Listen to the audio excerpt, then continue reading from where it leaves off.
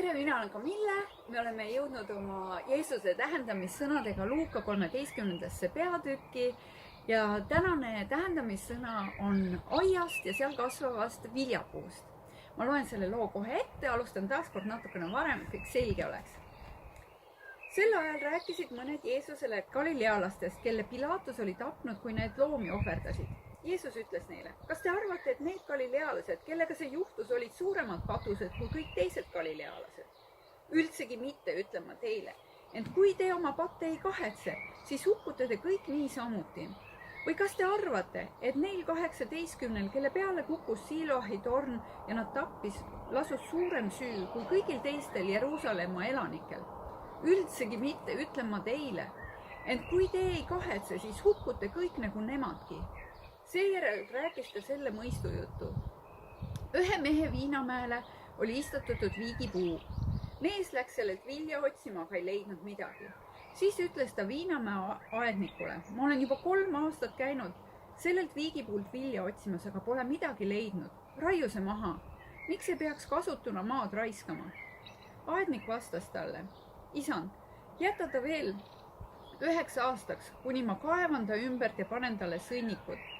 Kui ta hakkab vilja kandma, on hea, aga kui mitte, siis raiu ta maha.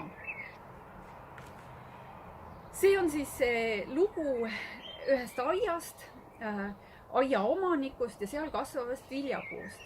Ja kuigi tegemist on siin Viinamäega ja viigipuuga hoopiski, siis ma arvan, et kui me selle kõik tõlgime nii-öelda Eesti keskkonda ja mõtleme enda aia peale ja õunaku peale näiteks, siis on see lugu meile väga arusaadav. Kui mul on aed, siis ma hoolitsen selle eest. Kõik, mis jääb sissepoole aeda, on hoolitsetud, mis jääb väljapoole aeda, see ei ole hoolitsetud. Ja kui ma panen oma aeda kasvama viljapuu, siis viljapuu eesmärk on kanda vilja. See on minu ootus talle. Kui ta ei kanna vilja, siis ma pean mõtlema, mis ta ka edasi saab ja võib-olla isegi ta maha võtma. Sest tõesti, miks ta peaks võtma seda ruumi ära, kui ta ei täida oma ülesannet. Kui me nüüd tuleme selle jutu juurde ja mõtleme, et meile öeldakse, me saame aru, et siin ilmselt räägitakse, et Jumal on see aia omanik ja mina olen see puu, see viljapuu. Jumal on mu pannud oma aeda, oma turvalisse kohta, et ma kannaks vilja. Ja mida see vilja kandmine siis võiks tähendada? Ja kui me nüüd vaatame, millest Jeesus, mille peale ta selle loo rääkis, siis me saame sealt väikse vihje, millest, mismoodi kuidas me seda nagu tõlgendada võiksime. Kogu see eelnev jutt räägib kahetsusest. Tulevad ühed mehed ja küsivad Jeesus, mis toimub. Mingid inimesed on surma saanud nii koledal viisil. Kas nad olid väga pahad või kuidas me peaksime seda nägema? Ja ma arvan, et see kimbatus on suur meil kõigil võrrelda ennast teiste inimestega ja küsida seda küsimust, et kui keegi on jäänud mingisse raskesse haigusesse või sureb kuidagi traagiliselt, kas ta tegi midagi halba, kas ta oli kuidagi halb inimene, et temaga siukesed asjad juhtusid. Või siis teine küsimus, mida me tihti endalt võib-olla küsime või kuidas me sellele vaatame, on see, et oi, mul läheb nii hästi, ju ma siis olen ikka väga hea inimene või olen midagi väga õieti ja hästi teinud. Aga Jeesus ei räägi siin sellest, ta ütleb, et kui me ei kahetse, siis me kõik hukkume. Ja nagu me vaatasime selles rikka rumala mehe loos, kui palju kasutati seal sõna elu, siis nüüd me näeme, et ta räägib elust ja surmast. Et kui te ei kahetse, siis ma kohe vaatan, kuidas ta siin ütles seda, siis te hukkute. Et taaskord me oleme jõudnud elu ja surma küsimuseni. Ja seda siis loomulikult vaimses mõttes. Nii et küsimus on elus, ellujäämises ja hukkumises. Me peatume sellel sõnal kahetsus. See on väga huvitav sõna. Ja minu meelest lasub sellel sõnal eesti keeles mingi tohutu last.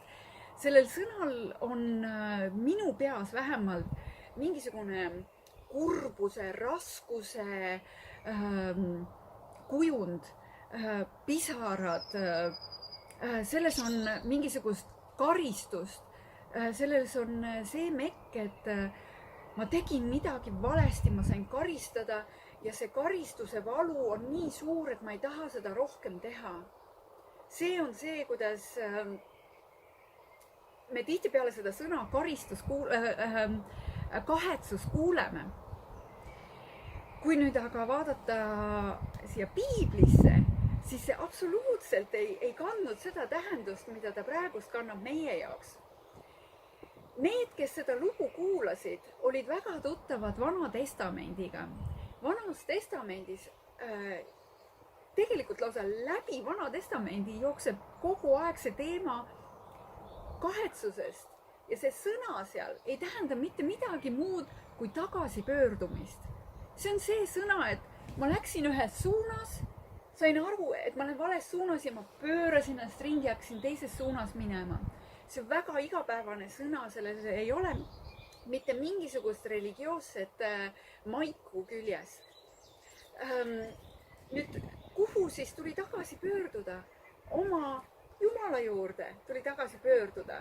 Ja sellest räägib praktiliselt kogu Vana Testamendi narratiiv. Kuidas pöörduda tagasi Jumala juurde, kes on meie hea isa ja meie looja. See aednik või siis see aiaomanik. Ja kuidas olla talle meelepärane. Nüüd Uues Testamendis see sõna, mis siin selles tekstis on metanoia kreeka keeles. Ja see tähendab meelemuutust. Ja see meelemuutus, see ei ole siukene, et ma hakkan tegema lihtsalt õigeid asju või kuidagi parandan oma käitumist, hakkan heaks inimeseks. See on midagi, mis väga-väga sügaval muudab minu sees tervet minu maailmapilti, nii et ma hakkan asju hoopis teise nurga alt nägema. Ja sellele kutsub Jeesus meid üles. Ta ütleb, et metanoia või muidu te hukkute. Ühesõnaga, mul on valik jällegi kas elu või hukkumise vahel ja ma peaksin valima kanda head vilja, kanda seda meelemuutust, tulla tagasi Jumala juurde, otsida seda suhet, otsida seda head isa. Ja kas te panete tähele, kuidas siin loo lõpus antakse meile tegelikult veel ajapikendust? Aias me hoolitseme niikuinii kõikide oma taimede ja puude eest. Siin öeldakse, et oota, ma veel panen talle väetist, ma veel vaatan, et tal läheks veel paremini, et ta saaks kõik võimalused, et kanda vilja. Samamoodi meiega, Jumal on pannud meisse nii palju, andnud meile Jeesuse, andnud oma poja, kes suri meie eest, et me saaksime kanda vilja ja tulla tagasi Jumala juurde. Küsimus, mis ma seekord sulle tahan õhku visata, on see, kas ma otsin Jumalat, kas ma tahan tulla tema juurde, kas ma tahan olla see puu, see viljapuu, mis on mõeldud vilja kandma, kas ma tahan olla see puu, mis siis kannab ka vilja. Aitäh, et sa jaksasid ära kuulata ja näeme järgmine nädal. Kõike head!